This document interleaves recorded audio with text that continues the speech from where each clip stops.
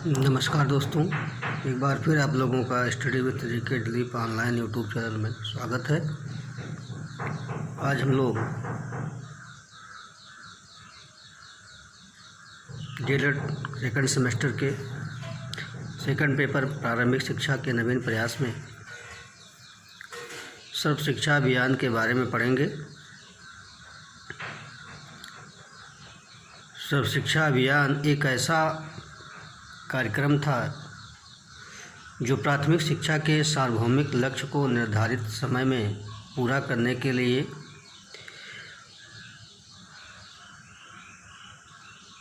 किया गया था और यह प्राथमिक शिक्षा के सार्वभौमिक उद्देश्यों की प्राप्ति के लिए चलाया गया, जो लगातार प्राथमिक शिक्षा को लेकर के जो कमियां थीं उनमें सुधार करने की बात की गई थी।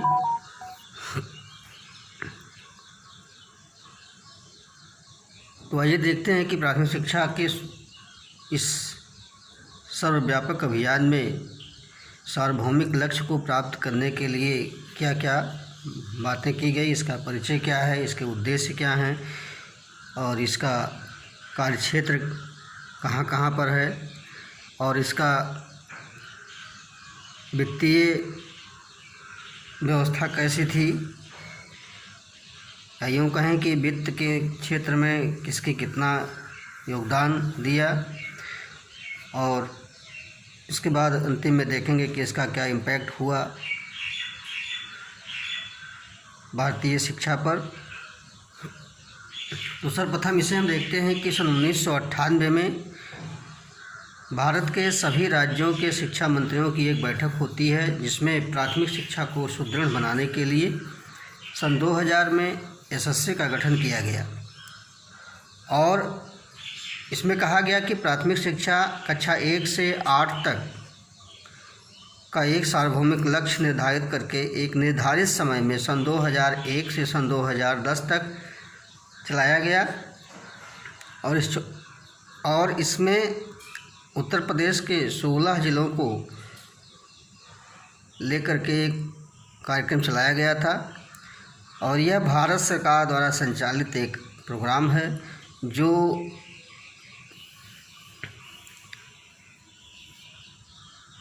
सर्व शिक्षा अभियान को लेकर के चलाया गया था। सर्व शिक्षा अभियान को एक और नाम से भी जानते हैं, जिसको कहा जाता है सभी के लिए शिक्षा, अर्थात यह कहा जाता है कि प्रत्येक व्यक्ति एक को पढ़ाए, अर्थात प्रत्येक व्यक्ति की नैतिक जिम्मेदारी होती है कि वह हर व्यक्ति को प्राथमिक शिक्षा के क्षेत्र में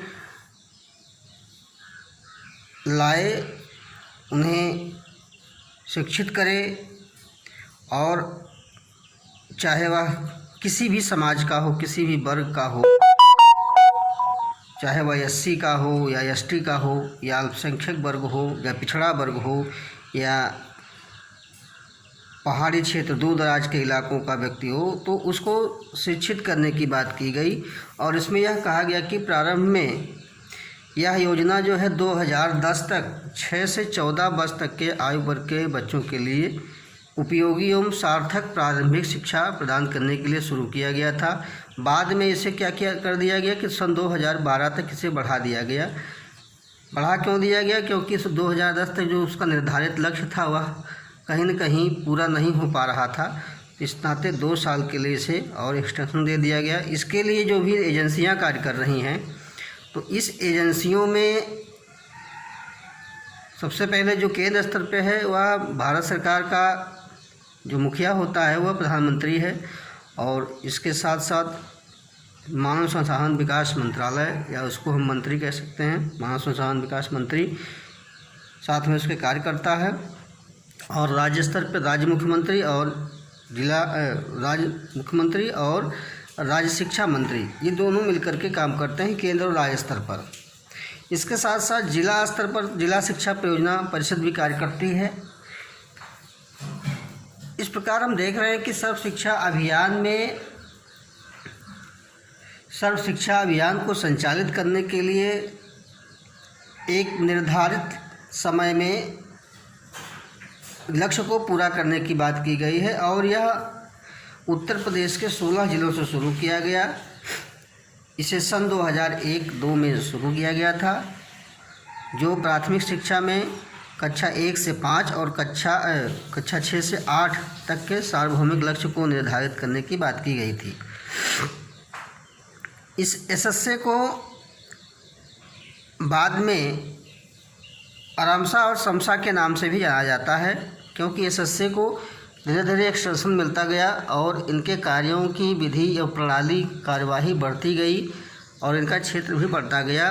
तो इसमें रमसा के माध्यम से सन 2009 में अप्रैल 2009 में रमसा के माध्यम से राष्ट्रीय माध्यमिक शिक्षा अभियान को जोड़ा गया और 9 से 12 तक की जो शिक्षाएं थीं उसके द्वारा इनमें सुधार करने की बात की गई। यह जो कार्यक्रम था वो कक्षा 1 से 8 तक था, लेकिन रमसा जो था वो 9 से 12 तक का शिक्षा में सुधार करने की बात करता है। इसके बाद इस रमसा को समसा में बदल दिया जाता है, जो 24 मई 2018 को समग्र शिक्षा अभियान के नाम से जाना जाता है और इसको जो लागू किया गया 1 जुलाई से इसने जो है कार्य अपना प्रारंभ कर दिया था। तो कहने का मतलब यह है कि एसएसए के बाद रमसा, रमसा के बाद समसा, इस प्रकार से प्राथमिक शिक्षा माध्यमिक शिक्षा को लेकर के तमाम प्रयास किए गए, जो शिक्षा के सार्वभौमिक लक्ष्य की प्राप्ति, शिक्षा के सार्वभौमिक उद्देश्य की प्राप्ति और शिक्षा के सर्वांगीण विकास तथा शैक्षिक गुणवत्ता, शैक्षिक संसाधन, शिक्षण सामग्री, शिक्षक प्रशिक्षण या लैंगिक विभेद आदि जैसे जो भी विभेद थे, जो भी कमियां थीं, उनमें जो है सुधार करने की बात की गई। अब हम इसके बाद देखते हैं कि सर्व शिक्षा अभियान का उद्देश्य क्या था, इसको लागू करने के पीछे क्या उद्देश्य रहा और कौन कौन से उद्देश्य निर्धारित किए गए इसको पूरा करने में। तो सबसे पहले हम देखते हैं कि वर्ष 2003 तक विद्यालय तथा वैकल्पिक विद्यालयों या शिक्षा गारंटी केंद्रों में वापसी अभियान के द्वारा बच्चों को पुनः शिक्षा के मुख्य धारा में जोड़ा जाए। अर्थात कहने का मतलब यह है कि जो बच्चे विद्यालय छोड़ चुके हैं, उनकी पढ़ाई छूट गई है, उन्हें बैक टू स्कूल शिविर के द्वारा उन्हें फिर से विद्यालय में जोड़ा जाए, विद्यालय में उनका नामांकन कराया जाए और उन्हें प्राथमिक शिक्षा मुहैया कराई जाए। और दूसरा है 2007 तक 5 वर्ष तक के समस्त बालकों की प्राथमिक शिक्षा पूर्ण कराने का लक्ष्य हासिल किया जाए। तो सन 2007 तक एक उद्देश्य रखा गया कि कक्षा 5 तक की जो शिक्षा है वह सभी बालकों को प्राथमिक शिक्षा उपलब्ध कराई जाए और सन 2010 तक कक्षा 8 तक की सभी स्कूली शिक्षा को मुहैया कराया जाए। अर्थात सन 2007 तक प्राथमिक शिक्षा और सन 2010 तक उच्च प्राथमिक शिक्षा मुहैया कराने की बात की गई थी। इसके बाद हम देखते हैं कि सन 2007 तक और सन 2010 तक प्रारंभिक शिक्षा में जो लैंगिक या लिंग भेद और सामाजिक भेदभाव है उस खाई को पाटा जाए। तो सन 2007 और 10 में प्राथमिक शिक्षा लैंगिक भेदभाव को मिटाने की बात की गई।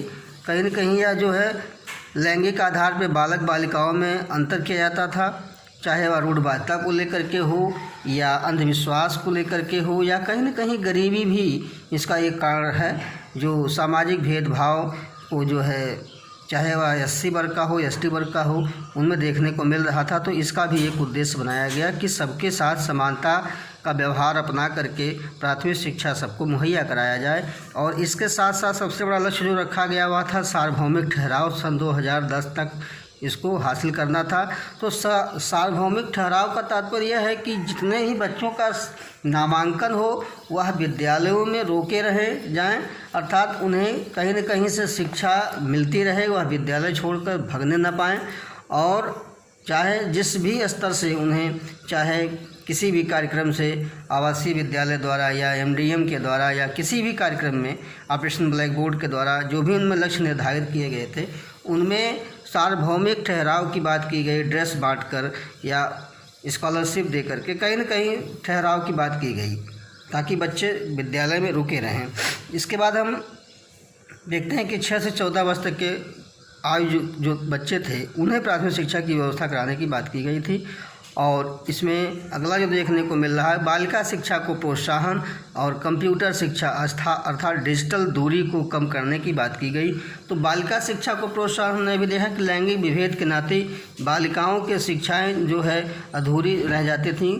कहीं न कहीं दूर दराज की जो बालिकाएं थीं, पहाड़ी क्षेत्रों की, जनजातीय क्षेत्रों की या पिछड़े वर्ग के जो बच्चे थे, वह बालिका शिक्षा से वंचित रह जा रहे थे। तो इनको भी शिक्षा मुहैया कराने की बात की गई। इसके साथ साथ वर्तमान नवाचार के युग में कंप्यूटर शिक्षा अर्थात डिजिटल शिक्षा की भी बात की गई थी, जो इसका मुख्य लक्ष्य रखा गया था। और इसके साथ साथ में शिक्षक प्रशिक्षण, शिक्षण सामग्री, उचित संसाधन इत्यादि की ही व्यवस्था करने की बात की गई थी। अगला देख रहे हैं कि वर्तमान में जो कार्यरत शिक्षक हैं उनको गहन प्रशिक्षण दिया जाए, उनको शिक्षण में कुशल बनाने के लिए जो भी सामग्रियां हैं उसके लिए वित्त प्रदान किया जाए। वह जिला स्तर पे, ब्लॉक स्तर पे और ग्राम शिक्षा समितियों या ग्राम स्तर पे उन्हें मजबूत किया जाए। अर्थात कहने का मतलब यह है कि जो भी शिक्षक हैं उन्हें गहन प्रशिक्षण के लिए, उन्हें शिक्षण में कुशल बनाने के लिए जो भी सामग्रियां हैं, जो भी संसाधन है, जो भी नवाचार है, उसके लिए जिला स्तर पे, खंड स्तर पे और ग्राम स्तर पे वित्त प्रदान किया जाए, वित्तीय अनुदान दिया जाए। और इसके साथ साथ जीवन के लिए जो उपयोगी शिक्षा है उस पर बल देते हुए प्राथमिक शिक्षा में संतोषजनक गुणवत्ता पर ध्यान देने की बात कही गई। इस प्रकार हमने देखा कि इन उद्देश्यों में बहुत सारी बातें मिली जो इस अभियान को सफल बनाने के लिए की गई थी। अब हम देखते हैं कि सर्व शिक्षा अभियान के जो प्रमुख घटक हैं, कौन कौन से ऐसे घटक हैं जो इस अभियान को चलाने में बहुत ही कारगर हैं, सहायक हैं। तो इसमें है पहला कि शिक्षा गारंटी योजना, एजुकेशन गारंटी स्कीम। इसको हम, ये जो शिक्षा गारंटी योजना थी वह निरौपचारिक शिक्षा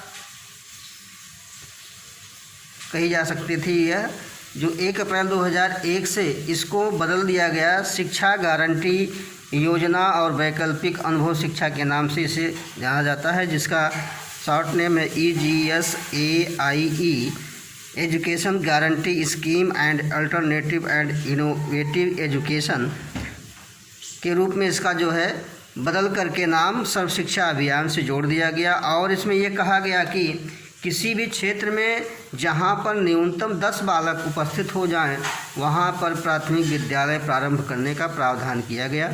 अर्थात शिक्षा गारंटी योजना के द्वारा या EGSAIE के द्वारा किसी भी क्षेत्र में जहां पर न्यूनतम बालकों की संख्या 10 हो जाए, वहां प्राथमिक विद्यालय स्थापित करने या प्राथमिक स्कूल खोलने की बात की गई थी। और इसे सर्व शिक्षा अभियान से 2001 में जोड़ दिया गया। और दूसरा जो है ऑपरेशन ब्लैक बोर्ड, इसका हमने पिछले कक्षाओं में अध्ययन किया था।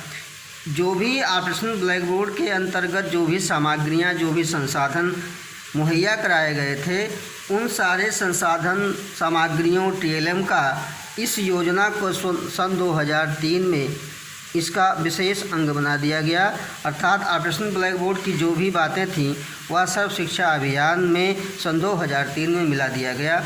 और उसके बाद DPEP हम देखते हैं कि DPEP भी इस उद्देश्य को पूरा करने में कार्य कर रहा है, क्योंकि यह जिला स्तर पर एक ऐसा कार्यक्रम था भारत में जो शैक्षिक रूप से पिछड़े ज़िले थे, उनके लिए यह कार्यक्रम सन 2009 में मिला दिया गया SSA में। अर्थात DPEP जो कार्यक्रम था वह SSA में 2009 में मिलाया गया। और इसके साथ साथ जो बालिकाएं थी पिछड़े वर्ग की, किसी न किसी कारणवश उनके लिए या जो विद्यालय नहीं पहुंच पा रही थी, किसी कारणवश आने जाने की असुविधाएं थीं, उनको पढ़ाने के लिए सरकार द्वारा कस्तूरबा गांधी आवासीय विद्यालय सन 2004-05 में स्थापित किया गया। इसके साथ साथ लिंग्वा लैब अर्थात भाषा प्रयोगशाला की भी स्थापना की गई। National programme of education for girls elementary level भी स्थापित किए गए। तो इस प्रकार हम देखते हैं कि प्राथमिक शिक्षा में जो घटक हैं वो कार्य कर रहे थे। इसके साथ साथ अगर हम यह कहें कि MDM, जिसको मिड डे मील योजना के नाम से जाना जाता है, मध्याह्न भोजन योजना, यह भी कहीं न कहीं सर्व शिक्षा अभियान के सर्वव्यापक लक्ष्य को पूरा करने में कारगर है। बच्चे भोजन या उसके सुव्यवस्थित या पोषित भोजन करने के लिए प्राथमिक विद्यालयों में नामांकित होते हैं।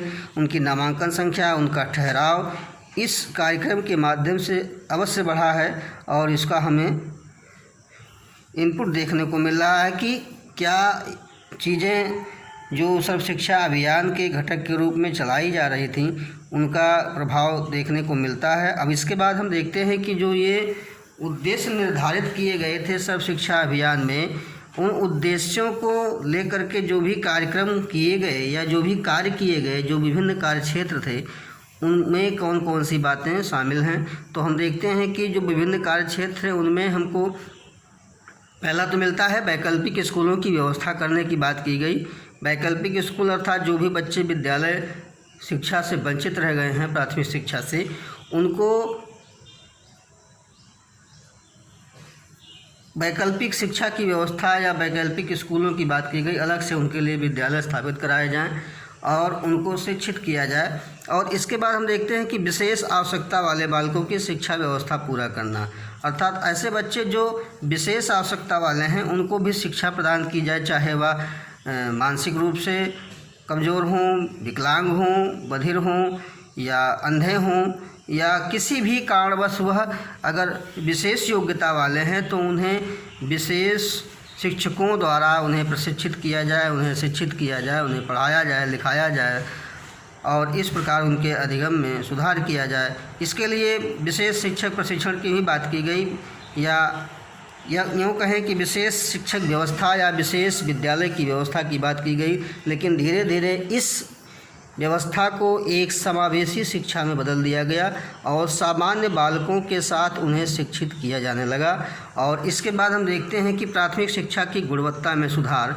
तो प्राथमिक शिक्षा की गुणवत्ता में सुधार की बात हमको लगातार देखने को मिल रही है। कहीं न कहीं वह किसी भी व्यवस्था के द्वारा, चाहे वह शैक्षिक संसाधन के रूप में हो या शिक्षण सामग्री के रूप में हो या किसी भी रूप में शिक्षक प्रशिक्षण द्वारा हो, तो इस प्रकार से हम देख रहे हैं कि प्राथमिक शिक्षा की गुणवत्ता बनाए रखने के लिए पाठ्यक्रम में सुधार, शिक्षण विधियों में सुधार, नवाचार की प्रणाली अपनाना इत्यादि सारी बातें देखने को मिल रही है। इसके बाद हमको देखने को मिलता है सामुदायिक एकजुटता। तो सामुदायिक एकजुटता का तात्पर्य यह है कि समुदाय के वो सारे NGOs या ग्राम शिक्षा समिति या ब्लॉक स्तर पे जो भी हैं, वह उसके कार्यों को संपादित करने में या उसके सदस्यों द्वारा सहभागिता लेने पर यह स्थिति बहुत मजबूत हो जाती है और इसका प्रभाव सब शिक्षा अभियान पर देखने को मिलता है। और इसके साथ साथ हम इसमें जो अगला कार्य क्षेत्र देखते हैं वह इस प्रकार है। इसमें संस्थागत क्षमता का विकास, अर्थात जो भी इंस्टीट्यूट चलाए जा रहे हैं, जो भी संस्थान बने हैं प्राथमिक शिक्षा को लेकर के या माध्यमिक शिक्षा को लेकर के, उसके लिए जो भी संगठन बने हैं जिसमें हमको एक न्यूपा मिल रहा है, NCERT है, CMAT है, NCTE है, SCERT है, डाइट है, तो ये सारे संस्थान राष्ट्रीय स्तर और राज्य स्तर पर अपना कार्य कर रहे हैं और इनके द्वारा गुणात्मक सुधार के लिए इसमें जो संदर्भित व्यक्ति हैं उनकी लगातार समर्थन की बात की जा रही है और इनमें संस्थागत क्षमता का विकास करने की बात की जा रही है। हमने जैसा कि यह जो नीपा है वह है राष्ट्रीय शैक्षिक योजना एवं प्रशासन विश्वविद्यालय, और NCERT को जान ही रहे हैं, CMAT जान ही रहे हैं, NCTE जान ही रहे हैं, डाइट आप जानते ही हैं। तो इस प्रकार से जो भी संस्थाएं थीं वह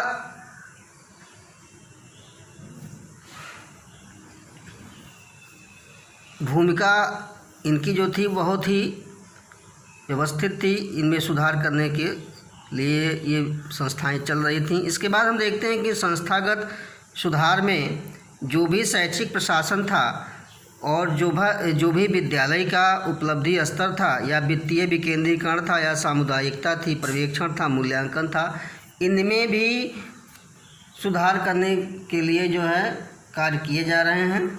तो इस अभियान में केंद्र और राज्य सरकार दोनों के शिक्षा प्रसारण की या कार्य कुशलता के लिए लगातार प्रयास कर रहे हैं, जिनमें ये सारे मुद्दे थे। और इनमें 7वां है बालिका शिक्षा को प्रोत्साहन। बालिका शिक्षा को प्रोत्साहन, हमने देखा कि बालिका या लैंगिक विभेद की खाई को पाटने की बात की गई। इसके बाद हम कुछ बातें जो देखते हैं उनमें है कि माइग्रेटरी छात्रावास को भी एसएससी के द्वारा 2015-16 में चलाया गया। और जो माइग्रेटरी छात्रावास था ऐसे बच्चों के लिए था जो घुमंतु वर्ग के थे या घुमंतु जात के बच्चे थे। उन्हें छात्रावास के माध्यम से स्थायित्व प्रदान करके शिक्षा प्राप्त करने की बात की गई थी। और इसके अलावा वैकल्पिक शिक्षा केंद्र अर्थात हमने देखा कि राज्य का वह बालक जो शिक्षा के मुख्य धारा से हट गए हैं उन्हें ब्लॉक, जिला स्तर पर, ग्राम स्तर पर उन्हें स्थापित किया जाए और उनके शिक्षा अधिगम स्तर को बढ़ाया जाए। तो इस प्रकार हम देख रहे हैं कि जो सर्व शिक्षा अभियान था उनके कार्य क्षेत्रों में, चाहे वह जिला स्तर पे हो, ब्लॉक स्तर पे हो या ग्राम स्तर पे हो, इन सारे स्तरों पर जो सामुदायिकता की भावना थी वह कहीं न कहीं सर्व शिक्षा अभियान को सफल बनाने में कारगर हुई। अब हम देखते हैं कि सतत वित्त पोषण की बात की जा रही है, लगातार धन अनुदान की बात की जा रही है, जो केंद्र और राज्यों के बीच दीर्घकालीन भागीदारी सुनिश्चित की गई थी। अर्थात जो सतत वित्त पोषण की बात की जा रही है वह केंद्र और राज्य के बीच दीर्घकालीन लगातार वित्तीय अनुदान की बात की जा रही है, जिसका हम अनुपात के रूप में यहाँ अध्ययन कर रहे हैं। तो इसमें हम पाते हैं कि केंद्र और राज्य का कितना कितना अनुपात है। तो हम देखते हैं कि 9वीं पंचवर्षीय योजना में केंद्र और राज्य का अनुपात 85:15 था, अर्थात 85% केंद्र द्वारा और 15% राज्य द्वारा अनुदान दिया जा रहा था। सन 1997 से सन 2002 तक 9वीं पंचवर्षीय योजना थी।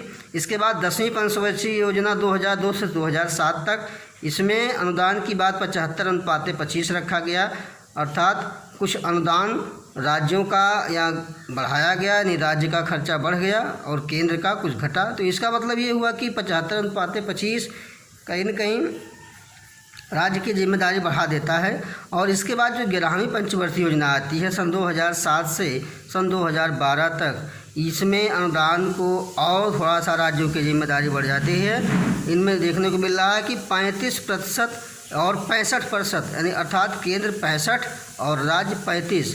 और इसके बाद लगातार जो 12वीं पंचवर्षीय योजना के बाद लगातार यह 65-35 अनुपात पर कार्य कर रही है। और ऐसा कि हमको यह भी विदित होना चाहिए कि अगर राज्यों में इतना अनुदान है तो जो 7 सिस्टर्स हैं, छोटे छोटे राज्य हैं पूर्वोत्तर के, उनमें क्या अनुपात है, तो उसमें केंद्र सबसे ज़्यादा अनुदान करता है जो 90:10 है, अर्थात 90% अनुदान राज्य करता है और 10% अनुदान 90% अनुदान केंद्र करता है और 10% अनुदान राज्य करता है। तो इस प्रकार हम देख रहे हैं कि वित्तीय अनुपात में केंद्र और राज्य का अनुपात लगातार देने की बात की गई ताकि सब शिक्षा अभियान को लगातार वित्तीय अनुदान के द्वारा सफल बनाया जा सके। और इसका जो इम्पैक्ट हमको देखने को मिल रहा है वह जिसको हम परिणाम कह सकते हैं, तो विश्व बैंक के अनुसार यह परिणाम यह बताया गया कि काफ़ी हद तक विद्यालयों में प्रतिधारण का लक्ष्य प्राप्त करने में सफलता मिली है। अर्थात जो भी रिटेंशन है या जो भी बच्चों का विद्यालयों में रोके रखने की लक्ष्य रखी गई थी, वह कहीं न कहीं प्राथमिक विद्यालयों के प्रतिधारण को हासिल किया गया। सार्वभौमिक नामांकन के द्वारा, सार्वभौमिक ठहराव के द्वारा इस लक्ष्य को पूरा किया गया। और इसके साथ साथ विद्यालयों की स्थापना, जो नए विद्यालय, नए कक्षा कक्ष हैं, नए शिक्षकों की नियुक्ति, विद्यालयों में पीने का पानी, शौचालय, बैठने के लिए कक्षाएं आदि की व्यवस्था से शिक्षा की व्यवस्था में सर्वव्यापक सुधार हुआ और इसके द्वारा शिक्षकों की भूमिका को भी शिक्षा की पूरी प्रक्रिया में केंद्र मान करके उनका संवर्धन किया जा रहा है, प्रशिक्षण दिया जा रहा है, उन्हें ओरिएंटेशन कोर्स कराए जा रहे हैं, प्रशिक्षण कराए जा रहे हैं, रिफ्रेशर कोर्स कराए जा रहे हैं। इस प्रकार से हम देख रहे हैं कि विश्व बैंक के अनुसार जो भी परिणाम को देखने को मिल रहे हैं मोटा रूप में, वह 2-3 बातें हैं। तो सबसे पहला बात यह है कि प्रतिधारण के लक्ष्य को सफलता मिली है और दूसरा यह है कि नए विद्यालयों की स्थापना हुआ, विद्यालय में पीने का पानी हुआ, प्रसाधन हुआ, कक्षाएं हुई, शिक्षक हुए या शिक्षकों के भूमिकाएं हुई, इनमें संवर्धन करने की बात की गई। तो इसमें हमने सब शिक्षा अभियान में जो भी चीज़ों का अध्ययन किया उनमें सब शिक्षा अभियान का परिचय जाना कि सब शिक्षा अभियान क्या है, तो और इसके उद्देश्य क्या है, इसके कार्यक्षेत्र क्या है, इसके द्वारा संचालित जो घटक हैं उनको कब कब शामिल किया गया, इनका क्या कार्य है। तो सब शिक्षा अभियान के द्वारा भारत में प्राथमिक शिक्षा के सार्वभौमिक लक्ष्य को प्राप्त करने के लिए किया गया। इसके साथ ही आज की कक्षा ये समाप्त होती है। धन्यवाद।